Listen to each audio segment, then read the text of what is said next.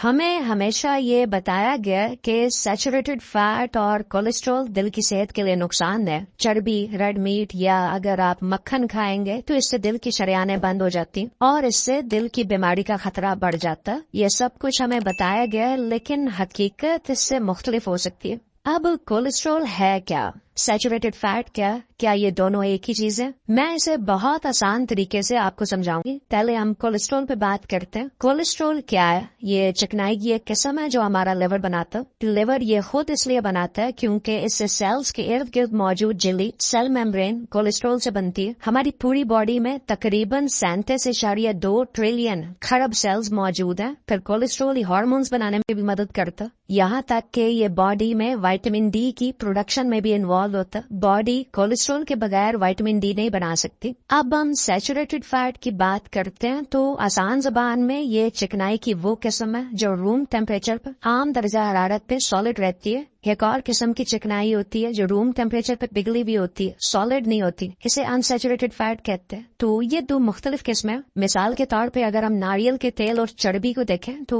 दोनों room temperature पर solid होते हैं, सख्त शक्ल में होते हैं, पिघले हुए नहीं होते। इसकी वजह इनमें सैचुरेटेड फैट्स की मौजूदगी। नारियल के तेल में तकरीबन 87% तक, जबकि चर्बी में सिर्फ 47% सैचुरेटेड फैट्स होते हैं। मतलब ये 50% से भी कम होते हैं। सैचुरेटेड फैट की सिर्फ एक किस्म जिसका कोलेस्ट्रॉल पे बुरा असर होता है वो है मेरिस्टिक एसिड। इस पे तहकीक मौजूद है और ये पाया गया है कि मेरिस्टिक एसिड अगर आप खाते हैं तो ये बैड कोलेस्ट्रॉल जो नुकसानदेह कोलेस्ट्रॉल ऐसे बढ़ाता है। लेकिन रेड मीट में जो सैचुरेटेड फैट मौजूद है इसका सिर्फ 2% ऐसा मेरिस्टिक एसिड है। मतलब मैं बात कर रहा हूँ गोश्त के साथ मौजूद चर्बी की, बाकी 98% प्योर सैचुरेटेड फैट है। अगर आप इसे कंपेयर करें दूसरी चिकनाइयों से तो ये बहुत कम मिकदार है। यहाँ अगर हम दो कॉन्सेप्ट को लेके चले, एक ये कि कोलेस्ट्रॉल खाने से कोलेस्ट्रॉल बढ़ता, तो इस बात की हकीकत ये है कि इसका असर बहुत कम या ना होने के बराबर होता। कोलेस्ट्रॉल आपका जिस्म खुद बनाता है, तो ऐसा नहीं है कि कोलेस्ट्रॉल बॉडी में जाने के बाद मसाइल पैदा करता, क्योंकि अगर ऐसा है तो फिर बॉडी में मौजूद 80% कोलेस्ट्रॉल बॉडी खुद क्यों बना रही? अगर खाने में कोलेस्ट्रॉल मौजूद नहीं है तब भी बॉडी इसे बनाएगी। ये एक तरह का थर्मोस्टेट है बॉडी में जो जरूरत के मुताबिक खुद को एडजस्ट करता है। आप अगर ज्यादा कोलेस्ट्रॉल खाते हैं तो बॉडी कम बनाएगी, आप अगर कम खाते हैं तो बॉडी ज्यादा बनाएगी। लेकिन अगर आप बहुत ज्यादा चीनी खाते हैं तो इससे यकीनी तौर पे आपका कोलेस्ट्रॉल बढ़ेगा, क्योंकि जब एक्स्ट्रा शुगर बॉडी में जाती है तो बॉडी इसे संभाल नहीं पाती और इसे चर्बी में तब्दील करना शुरू कर देती है। कोलेस्ट्रॉल नुकसानदेह तब बनता है जब आप इसे चीनी, smoking, trans fats, cooking oils या सीड ऑयल्स के साथ मिला के इस्तेमाल करते हैं।